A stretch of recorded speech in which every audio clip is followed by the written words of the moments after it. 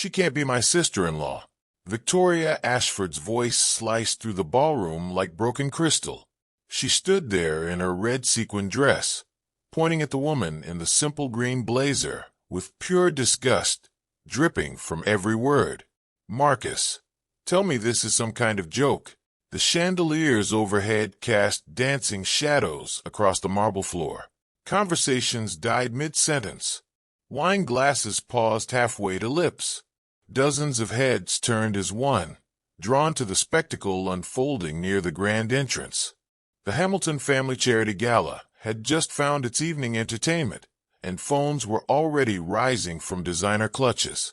Marcus stood frozen between the two women, his green tuxedo suddenly feeling too tight. His face had gone pale. Victoria, please. Please what? Victoria's laugh was sharp and cold.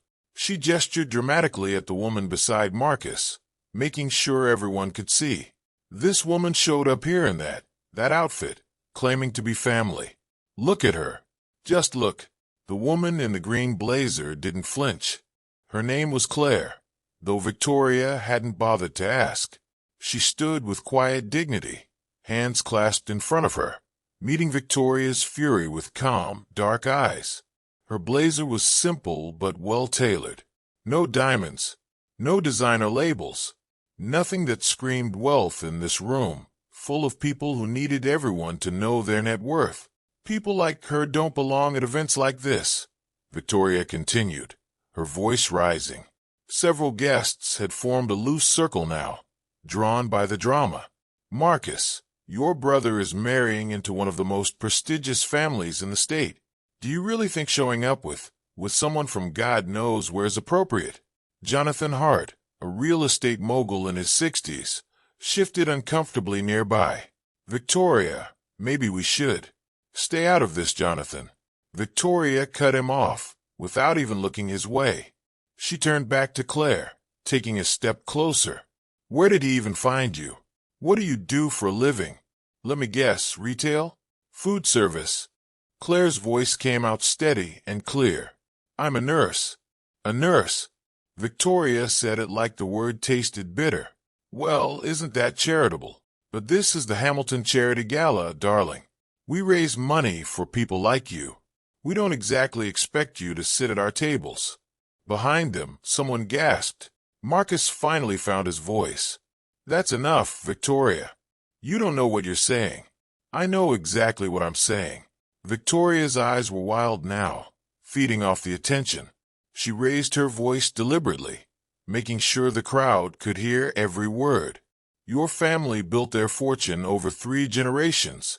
3 generations. And you're going to throw it away by bringing someone who probably doesn't even know which fork to use. Claire took a slow breath, still calm, still standing. I know which fork to use. Then prove you belong here. Victoria crossed her arms. Tell everyone what your family does. Tell them about your background. Tell them why Marcus would humiliate himself by bringing you to meet us. The crowd pressed closer. Some looked uncomfortable, eyes darting away. Sarah Chun, Victoria's supposed friend, touched her arm gently. Victoria, this really isn't. Not now, Sarah.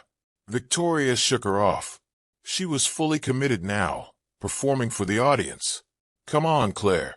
Tell us your story. What does your father do? Where did you go to school? Claire's hands tightened slightly, but her voice stayed level. My father passed away when I was 7, and I went to nursing school at County General. Victoria's smile was cruel. County General. How practical. She turned to the crowd, like a lawyer delivering a closing argument. This is what happens when people forget their place. When they think showing up is the same as belonging. Marcus stepped between them, his jaw tight. Stop. Right now. Why should I? Victoria gestured at the gathered crowd. Everyone here is thinking it. I'm just saying it. Your brother is about to marry my cousin Jennifer. That makes us family, Marcus. And family protects family from mistakes. You don't know anything about her, Marcus said. I know enough. Victoria blocked Claire's path physically now, standing in front of her like a guard. I know she doesn't belong in this room. I know she's probably here for the money. I know. You know nothing. The voice came from the entrance. Deep, authoritative, cold as winter. Every head turned. A man in his early 40s stood in the doorway, still in surgical scrubs under an expensive wool coat. Dr. David Chun.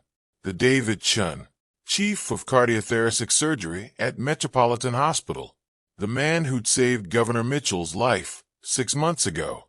The man whose research had revolutionized heart transplant procedures.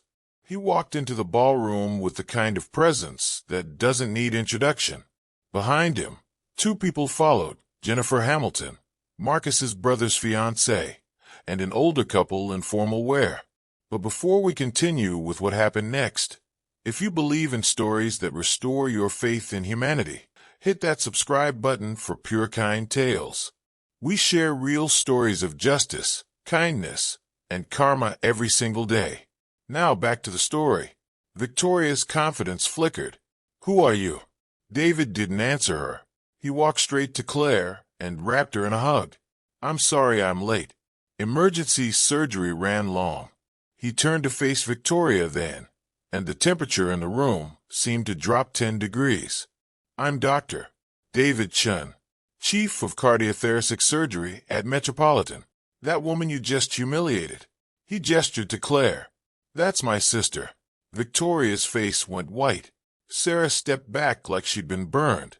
David wasn't finished. His voice carried to every corner of the silent ballroom. "While you've been busy judging outfits and checking price tags, my sister has been saving lives. She's worked in the pediatric ICU for 12 years.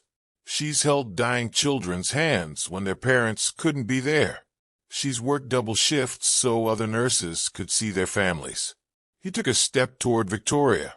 Not threatening, just filling space with truth. "She paid for my medical school by working 3 jobs. 3. She ate ramen for dinner so I could afford textbooks. She gave up her 20s so I could have a future." His voice cracked slightly. "Every life I save because she sacrificed for me first." Jennifer stepped forward, tears streaming down her face. "Claire helped raise David and me after our parents died. She was 17 years old, and she became a mother to 2 kids." The older couple moved closer, Marcus's parents. His father spoke, voice thick with emotion. "We've known Claire for 6 months. She's been nothing but kind, humble, and genuine. Unlike some people in this room." Victoria tried to find words. I didn't know. I thought." "You didn't think." David cut her off. "You saw someone who didn't fit your narrow definition of worthy, and you attacked. You wanted to protect your family's image. My sister has more integrity in her little finger than you've shown in your entire performance tonight." Victoria's hands were shaking now. "I just meant the dress code. I was trying to. You were trying to feel superior." Claire finally spoke, and the whole room leaned in to hear. Her voice was gentle but firm, sad but strong. "You used protecting your family as an excuse to be cruel to someone you'd never met. You didn't ask my name. You didn't ask my story. You just decided I wasn't worth basic human decency." Tears were rolling down Victoria's face now. "I'm so sorry. Please, Claire shook her head slowly. "I don't need your apology, Victoria. I needed your respect an hour ago. But you know what? I didn't need it to know my worth. That's the difference between us." She turned to Marcus and smiled, a real smile that reached her eyes. "Thank you for inviting me. Your family is lovely." Then Claire walked toward the exit, her brother beside her, head high, shoulders back. The crowd parted like water. The doors closed behind them. The silence that remained was deafening. Victoria stood alone in her expensive dress, surrounded by whispers and diverted eyes. Sarah had disappeared into the crowd. Jonathan was already walking away. The phones that had been recording now captured her isolated figure, the villain in her own story. Respect isn't measured by bank accounts or designer labels. It's earned through character, through sacrifice, through how we treat people when we think no one's watching. So what would you do if you witnessed something like this? Would you speak up or stay silent? What did you think about how Claire handled it? Drop your thoughts in the comments below and tell us where you're watching from. If this story moved you, hit that like button and share it with someone who needs to hear this message today. Remember, respect costs nothing, but its absence costs everything. Thanks for watching PureKind Tales, and we'll see you in the next story.